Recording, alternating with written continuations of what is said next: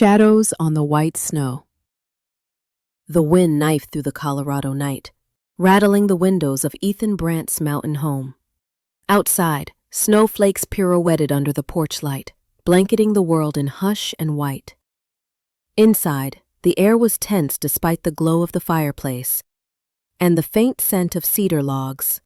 Ethan stood by the living room window, mug of coffee warming his hands, eyes chasing shadows that melted and reappeared as passing cars reflected off the snow. Rachel had been quiet all evening, gliding through the house like a stranger wearing his wife's body. The click of her heels on the hardwood floors sounded distant, as though coming from another room, another life. Their son, Ben, already fast asleep upstairs after a day of sledding and Coco, had not noticed. Or maybe he had, in that unconscious, uneasy way of children when something between the grown-ups turns brittle. Ethan tried to shake the foreboding creeping over him. It was almost Christmas. He should have been thinking about gifts, about the bright-eyed excitement Ben still had for the holidays. But a chill that had nothing to do with winter refused to leave his bones. He looked around. The family photos on the mantel, Rachel's half-finished knitting project draped over the armchair, the navy coat she'd left slung carelessly by the door. All these details of domestic life, once grounding, now seemed oddly staged. Manufactured comfort. He caught himself checking his phone for messages he already knew would not come, and wondered for the first time how long Rachel had been withholding herself. Behind polite conversations and forced smiles, she came into the living room, arms folded.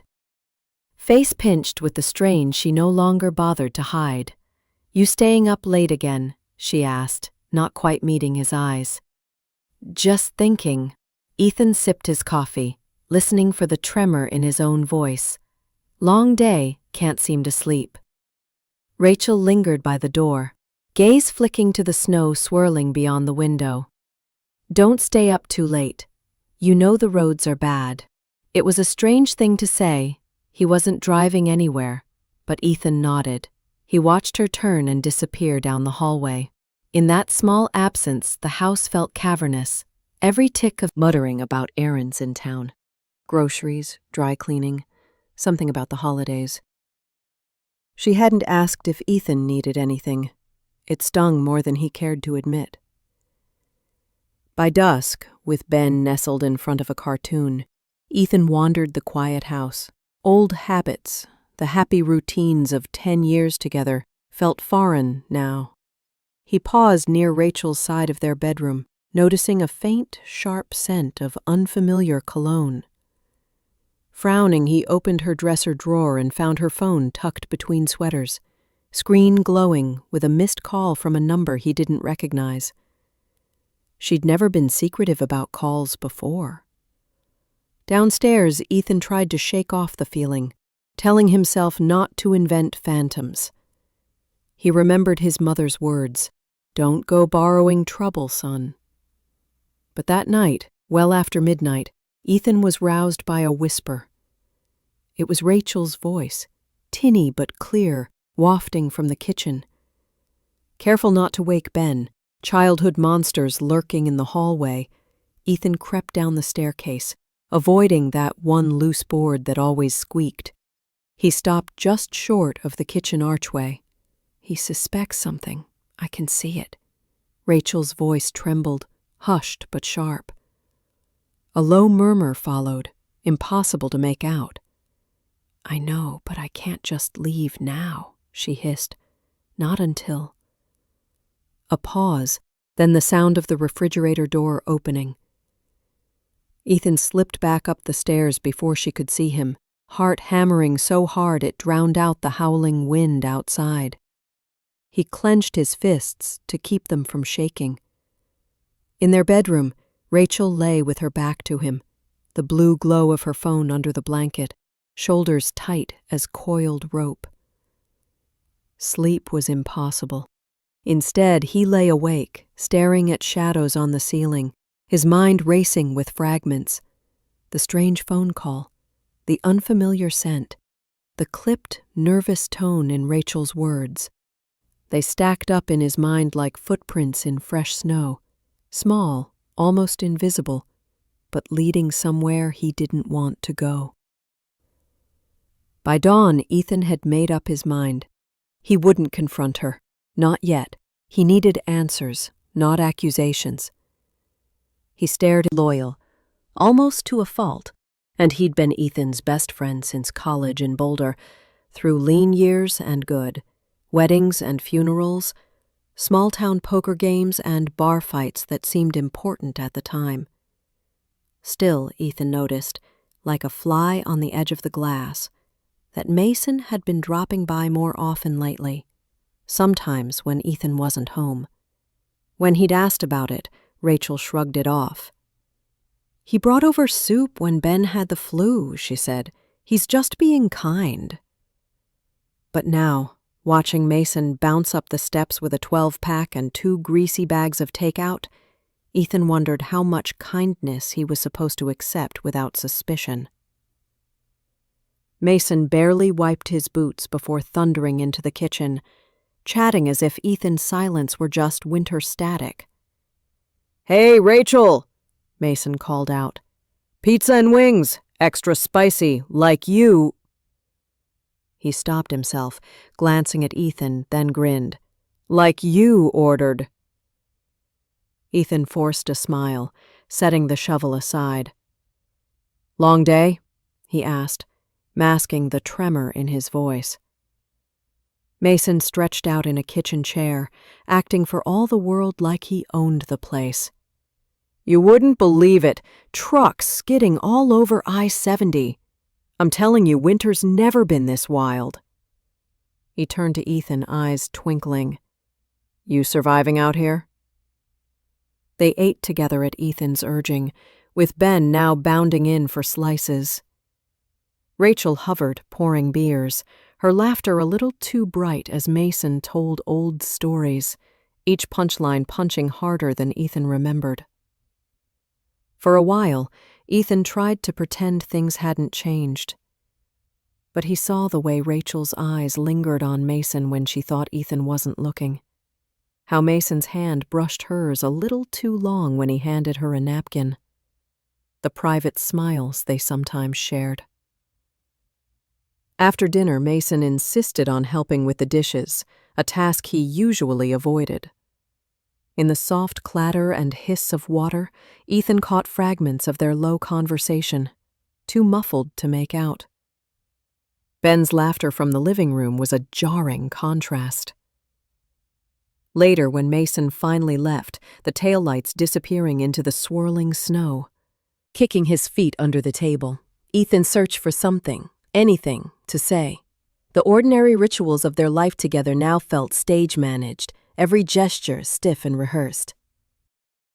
"I might come home late tonight," Rachel finally said, too casually, not meeting Ethan's eyes. She ran her thumb around the lip of the mug, fidgeting with the wedding band she rarely removed. "Work?" He kept his tone light, quietly noting the time. She hadn't mentioned late hours in weeks. "Yeah. Holly needs help finishing up the year-end reports, and it's a mess over there." She sipped her coffee, eyes darting toward the window, as though she could see her freedom glinting beyond the glass. Ethan nodded, pretending to accept her excuse, but his mind cataloged the changes. The way she'd started checking her phone every few minutes, the new passwords on her laptop, the sharp, defensive edge to her voice whenever questions drifted into personal territory. She didn't touch him anymore. Conversations never strayed past dinner plans, Ben's homework, small talk about the weather. Whenever he brushed her hand or reached for her shoulder, she tensed, like he was a stranger trespassing on private land. After she left for work, Ethan wandered the house, feeling like a ghost haunting his own life. He opened her closet, under the guise of searching for Ben's lost snow gloves, and found a clumsy fold of receipts, gifts he'd never seen, dinners at restaurants they'd never visited together, dates that didn't line up with her stories. His heart thudded, soft at first, then pounding in his chest as the pattern became unmistakable. Something was wrong. Rachel was slipping away. One unfinished conversation, one missed dinner, one carefully deleted text at a time. That evening, as dusk painted the snowy peaks purple, Ethan reheated leftovers and sat at the kitchen table, phone beside him. Rachel's text didn't arrive until nearly 9. Running late. Don't wait up. 2 sentences. No darling, no apology, no explanation. The house felt impossibly large, hollowed out. Ben drifted into a fitful sleep after Ethan read him 2 stories. Downstairs, Ethan wandered the dark rooms alone, feeling the echo of his own footsteps, his doubt and anxiety growing roots in the silent spaces Rachel used uncovered. Ethan's suspicion grew into a gnawing ache that couldn't be silenced. It haunted him through chores, shadowed his drives into town, and colored every conversation. The doubts were no longer whispers. They were thunder, rolling in behind every word spoken and every silence that stretched just a little too long. It was a Wednesday when Ethan came home early. He told his staff at the hardware store he needed some time to sort through invoices. His real plan was vaguer, just to be home, to see, to know. Snow flurries were sweeping in from the mountains as he parked the Jeep and walked up to the front steps, boots crunching ice, frozen breath drifting in the air. The house, nestling quietly beneath piles of white, looked like it belonged on a Christmas card. Inside, the glow of afternoon sunlight warmed the walls. Rachel's car wasn't in the driveway, but Mason's truck was parked out front. A flicker of unease ran through him. The door was unlocked, something Rachel never forgot. Ethan stepped inside, heart thudding in his chest. Voices drifted from the kitchen, low, hurried murmurs. He moved quietly, stopping around the corner, listening, not because he wanted to, but because he needed the truth. "Might as well finish it then," Mason was saying, voice tense. "Before he finds out." Rachel's reply was a whisper, too low for Ethan to catch. He heard the clink of glass, an exhale, the scrape of a chair on tile. Hands shaking, Ethan backed away and slipped upstairs, mind whirring. The guest bedroom, rarely used, Rachel's domain for crafts and storage, was less tidy than usual. Desperate for something concrete, he scanned the room, fingers pausing at the edge of her desk. A manila folder was half stuck behind the stack of knitting magazines. He pulled it out, nervousness mounting. Inside were copies of bank statements, property documents, his own signature, scanned in neat blue ink, but dated recently. Loan applications, asset transfers, forms for a joint account opened quietly. Names: Rachel Brandt, Mason Feldman. None of it made sense until it made too much sense all at once.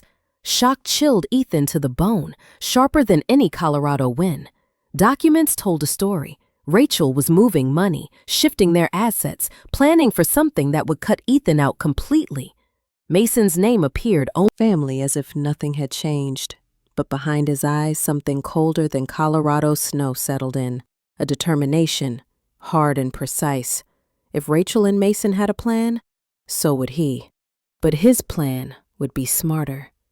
And it would start with silence. Ethan's resolve. Ethan awoke before dawn, wrenched from uneasy dreams by the cold certainty of betrayal. For a long time he lay in bed, staring at the vague shimmer of frost on the window, listening to the hush of the house. Rachel's side of the bed was empty, and the faint scent of her perfume seemed almost mocking. Downstairs the world was still shadowed, the only light a faint orange ribbon seeping through the blinds. Ethan settled at the kitchen table, the manila folder heavy in his lap, its secrets an anchor dragging him from shock to something harder. Resolve. He turned the documents over and over, piecing together their plan. Phone records, property transfers, the single-page printout of a bank account marked New Beginning LLC. All shaped a story of quiet, calculated decisions. Mason's name appeared beside Rachel's, sometimes as a cosigner, sometimes as the seemingly innocuous neighbor or friend. Ethan almost admired how carefully the infrastructure of his own life had been moved out from under him while he was busy believing in ordinary days. Ben stumbled downstairs, rubbing his eyes, a giggle escaping as he asked for pancakes. Ethan smiled, mustering warmth he didn't feel, and ruffled his son's hair. He promised himself, right then, Ben would not be a casualty of the coming storm. After Ben left for school, Ethan called in sick at work. He needed information, and he needed time to think. He started with the obvious, retracing Rachel's steps. Her desktop was empty except for a single sticky note. "Don't forget, call attorney at noon." That word, attorney, jolted Ethan. It gave him a focus. She wasn't just leaving, she was building a case, building a future with Mason. He hesitated for only a second before unlocking Rachel's old laptop with Ben's birthday. She hadn't changed this password, not yet. His heart hammered as he navigated to her email. Mattered. All that day and into evening, Ethan moved quietly through the house, watching, listening. At dinner, Rachel was careful, her conversation surface level, her eyes never meeting his for long. Ethan matched her tone, kind but distant, keeping his own counsel. After Ben went to bed, Rachel hovered in the doorway, worry lines etched deep between her brows. "Everything okay?" she asked. Ethan simply nodded. "Of course. I've just got a lot on my mind." He watched her, noting the impatience in her sigh, the way she fiddled with her wedding ring as if it were already gone. When the house went silent and the snow began to fall again, Ethan stood in the darkened hallway, resolve hardening inside him. He would not go quietly. Whatever game Rachel and Mason had started, he was finished being a bystander. The manila folder made a quiet thud as he set it down on his nightstand. Tomorrow he would call his own attorney, start his own investigation, and do what it took to protect himself and Ben. The house no longer felt like home, but Ethan would make it his battleground. The first shots had been fired in shadows and secrecy. He would meet them in the open, on his own terms. Gathering allies, sunrise brought no comfort, only a bleached, cloudless sky that made everything sharper and more exposed. Ethan filled his coffee cup with trembling hands and felt, for the first time in weeks, a surge of stubborn purpose. If Rachel and Mason were building fortresses of manipulation, Ethan would not face them alone. He needed his own allies. He started with the obvious, his sister Megan. She answered on the second ring, barely concealing her worry. "Ethan, everything okay out there?" she asked, her voice bright but brittle. He hesitated, then took a breath. "I need help, Meg. It's Rachel. I think she's planning to leave, take Ben, maybe more. Mason's involved somehow." Megan was silent for a moment. "Are you sure?" Ethan told her everything, his suspicions, the folder, the late-night phone calls, Mason's name on bank forms. By the time he finished, Megan's tone was steel. "You're not alone, you hear me? Get a good attorney, keep and peace. For Ben, if not for himself." Jack promised to draw up preliminary papers, check the legality of the bank transfers, and discreetly contact a private investigator if needed. "Keep everything civil, Ethan. Document every conversation. Don't tip your hand until you have to." When the call ended, Ethan felt a clarity that had eluded him for weeks. He began assembling a legal folder of his own, printing out Rachel's emails, highlighting dates and financial transfers, compiling quiet, irrevocable evidence. He even set up a small voice recorder in the kitchen, just in case tensions spilled into threats or accusations. He hated the paranoia, but he hated helplessness more. At lunch with his neighbor, Mrs. Alvarez, a kindly widow whose windows faced Ethan's driveway, he gently probed about Rachel's comings and goings. Mrs. Alvarez, always eager to help, recounted how Rachel and Mason had met several afternoons during the past month, laughing together, sometimes leaving in Mason's truck. "I didn't think anything of it," They've always been friendly, right? She said, eyes searching Ethan's face. Yeah, he said quietly, hiding his anger behind practiced politeness. That evening, as Ethan tucked Ben into bed, his son's fingers curled around his own, warm and trusting. "Is Mom mad at you?" Ben asked softly, eyes wide and uncertain. Ethan swallowed the sting of tears. "Nobody. Sometimes adults get confused, but I love you. That's never going to change, okay?" He kissed Ben's forehead and lingered in the doorway, watching his boy drift into sleep, determined to shield him from the fallout of adult mistakes. As the day faded and stars burned cold over snow-laden roofs, Ethan sat in his study, folders and notepads arranged with new order. His allies were few but real. Megan, Jack, even Mrs. Alvarez's watchful eye. He was scared, yes, but no longer alone. And as the night deepened, Ethan felt something rekindle inside himself, something that looked an awful lot like hope. Unraveling truths. By Thursday, Ethan operated on nerves and friends' warning twist inside him. That night, Rachel was uncharacteristically warm after putting Ben to bed. She lingered in the kitchen, the softness in her smile almost convincing. For a moment, Ethan almost asked her, straight out, what had changed between them. But then came the reminder. Her phone, set face down on the table, screen dim. He made a casual excuse and tidied the living room, watching as Rachel drifted upstairs to shower. The moment her footsteps receded down the hall, Ethan moved. He found her phone plugged in among a tangle of cords in the bedroom, the faint glow of charging icons. With practiced hands, he tried her usual codes. On the third attempt, Ben's birthday plus their wedding anniversary, the phone unlocked. His heart hammered as he scrolled quickly through texts and emails. Most of the messages to Mason were innocuous, about car repairs, recipes, the weather. But further back, Ethan found a series of exchanges, short and coded, but unmistakable. Everything's nearly ready. Just one more thing to handle.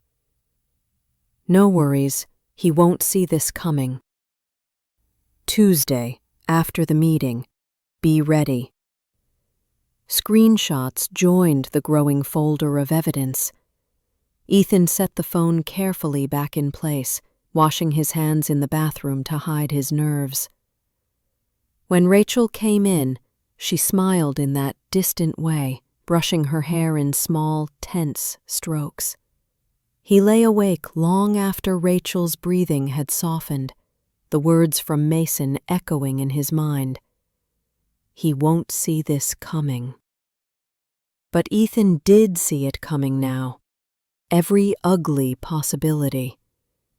Friday morning, the private investigator Jack had recommended, Rick Lane, a lean man with a soldier's bearing and detection in his eyes, met Ethan for coffee at the corner cafe downtown. "I need you to find out what Mason and Rachel are planning," Ethan said under his breath.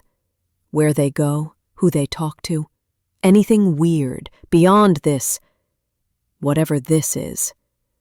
Rick nodded, taking discreet notes. "You're not the first man to get blindsided, Ethan. Hurt, yes." But Ethan reviewed Rick's first notes. Sightings, transactions, a schedule that didn't match Rachel's stories. The edges of deceit crystallized. Yet underneath the fear and anger, Ethan felt a strange clarity. The worst had not happened. Not yet. He had time, and he had allies. Most important, he had Ben. Whatever Rachel and Mason had planned for him, Ethan would be ready. The confrontation. The morning of the mediation hearing dawned gray, a sullen sky pressing low over the town. Ethan dressed in silence, his suit hanging stiff on shoulders that had borne too much in recent weeks. Rachel hardly glanced his way as she zipped up her winter coat. Even Ben, sensing the pre-storm quiet, hugged his father a little tighter before heading to school with Megan. Ethan met Jack in the lobby of the courthouse, the fluorescent lights draining color from both of their faces. Jack handed over a folder. "Stay calm. No matter what comes out in there, don't react. You've done the prep, Ethan. Trust in that." Rachel arrived with her attorney, an elegant woman in a navy suit whose smile never quite reached her eyes. Mason was nowhere in sight, but his signature lingered on every document, his presence a ghost at the proceedings. Inside the mediation room, the tension was a living thing, bristling in the spaces between words and the rustle of documents on the table. The mediator, a gray-haired man with a practiced calm, wasted no time getting to the point. "We are here to discuss equitable distribution of assets, custody of Benjamin, and the terms by which both parties can move forward. I trust you've both come prepared to be honest and transparent." Ethan watched Rachel, saw how her hands trembled as she unfolded her notes. The opening statements were civil, controlled. Rachel's attorney framed her as a mother looking out for her son's best interests, seeking stability. Ethan's heart pounded, but he kept his voice steady. "I want what's best for Ben, too. I just wish that included honesty." It was Jack who slid the first revelation onto the table, copies of bank transfers Rachel hadn't disclosed, evidence of hidden accounts. A hush fell. Rachel's face drained of color, her attorney cocking one eyebrow. "These are serious omissions." The mediator intoned, New Beginning LLC's paperwork. Rachel's composure cracked. Tears welled, and her carefully chosen words faltered. "Fine," she said at last, voice choked. "Yes, Mason helped me, but it was just supposed to be a business. I was scared, Ethan. I didn't want to live this way anymore." The confession spilled out, her loneliness, Mason's promises, the way ordinary frustrations had twisted into secrets and silence. Ethan listened, anger giving way to a tired compassion. He realized that while betrayal stung, the wounds went deeper, carved out by years of things left unsaid. The rest of the mediation was a blur. Terms negotiated, assets divided, joint custody agreed in principle. There were no winners, only the slow unfurling of lives that needed to be rebuilt, brick by careful brick.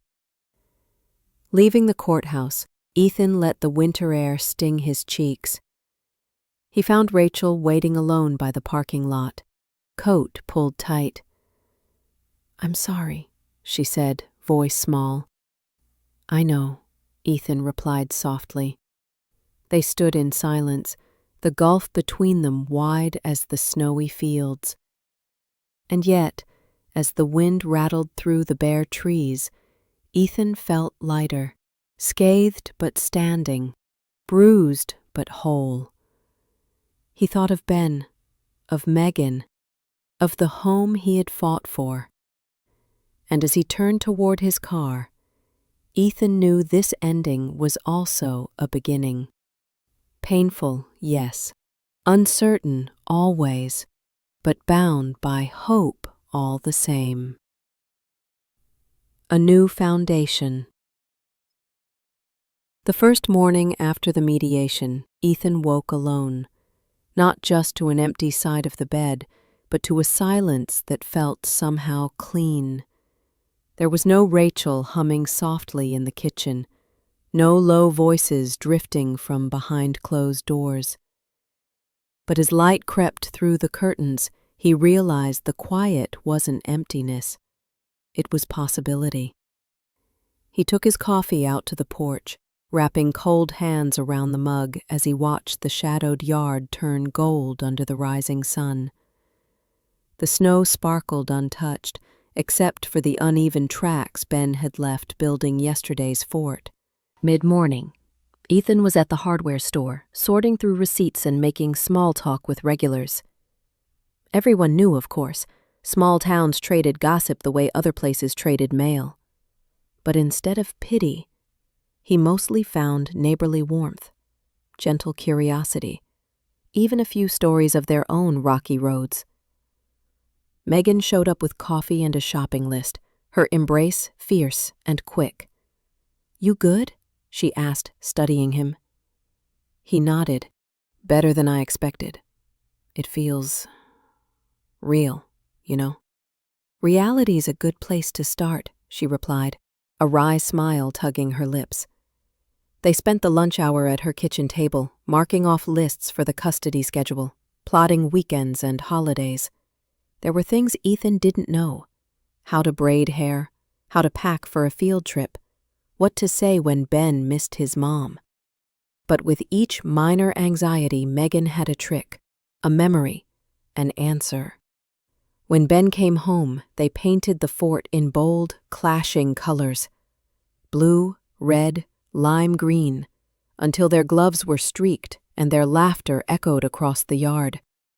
Rachel pulled up just as they finished, stepping carefully across the icy path, her smile tentative but real as she took in the mess and the joy. They talked quietly while Ben played, stumbling through apologies and awkward hopes. There would be hard days, missed birthdays, bruised feelings, impossible choices. But for now there was peace, a careful truce shaped not by bitterness, but by the shared promise to put Ben first. That night, after Ben was asleep, Ethan sat by the window, pen gliding across paper. He wrote a letter to himself, a promise that the worst days were behind him, that he would let forgiveness take root where anger had tried to grow. And if the future was unwritten, at least he had the courage to pick up his own pen. Outside, a soft snow began to fall, blanketing the painted fort and the raw edges of old wounds. Inside, under the hush of a new beginning, Ethan slept, hopeful, finally, for morning. Rachel's reflection. The apartment was smaller than Rachel remembered from the tour, a mosaic of focus on the practicalities, her new job at the local insurance office, the things to do, the forms to sign. Behind closed doors, she let herself grieve. For a long marriage that had frayed thread by thread. For the years spent hoping small compromises could grow into happiness. For the mistakes she'd made, for the secrets she hadn't meant to keep.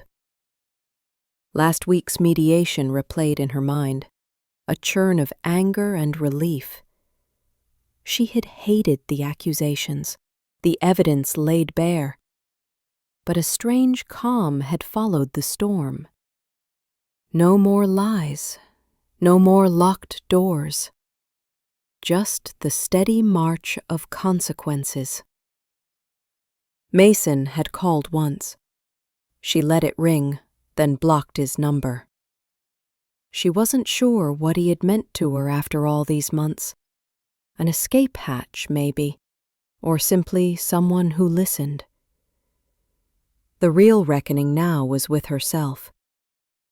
On her weekend with Ben, Rachel tried to make the new place feel like home. They ate takeout cross-legged on the living room rug and read 2 extra chapters of bedtime stories. Ben kept one eye on the door and flashed Ethan's lopsided smile every time her voice wavered. "Is Dad okay?" he asked before sleep. Tired fingers curled in hers. "He's okay. We're both going to be okay," Rachel whispered, kissing his hair. She watched him sleep, listening to his gentle breaths. A part of her ached for the comfort she'd thrown away.